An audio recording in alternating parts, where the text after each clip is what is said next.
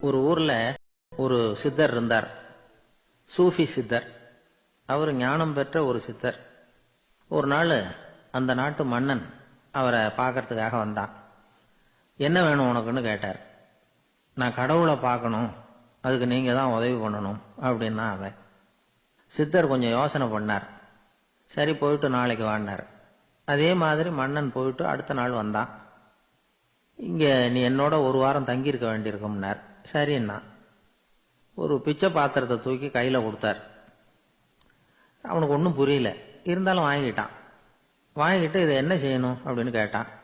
இதை ஒன்றும் செய்ய வேணாம், இதை எடுத்துக்கிட்டு பக்கத்தில் உள்ள கிராமங்களுக்கு போ, வீடு வீடா பிச்சை எடுத்துக்கிட்டு வா. அப்படி வந்த பிறகுதான் உனக்கு சாப்பாடும் ஓய்வும் கிடைக்கும்.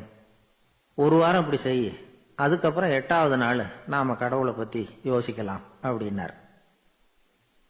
இப்படி இவர் சொன்னதை கேட்டதும் அந்த அரசனுக்கு அதிர்ச்சி ஆயிட்டது. ஒரு மாதிரி ஆயிட்டான்.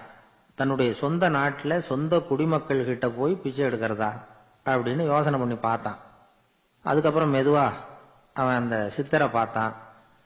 ஐயா, சொந்த நாட்டிலேயே பிச்சை எடுக்கிறதுன்னா எனக்கு ஒரு மாதிரியா இருக்கு, வெக்கமா இருக்கு.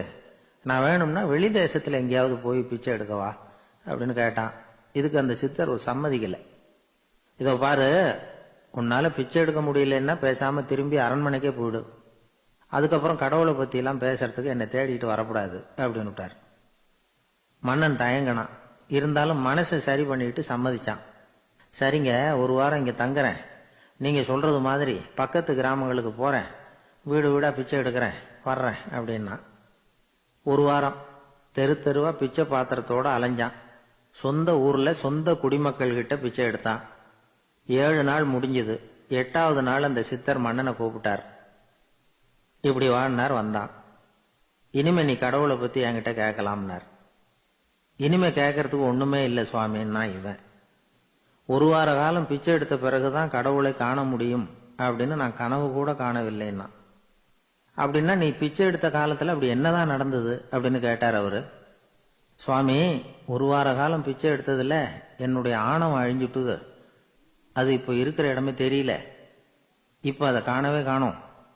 பிச்சைக்காரனா இருந்தப்போ பெற்றதை மன்னனாக இருக்கும் போது பெற முடியாதுங்கிறத புரிஞ்சுக்கிட்டேன் அப்படின்னா மன்னன். அடக்கம் பிறந்தவுடன் தெய்வீக கதவுகள் திறந்து கொள்ளுகின்றன அப்படிங்கிறார் ஓஷோ.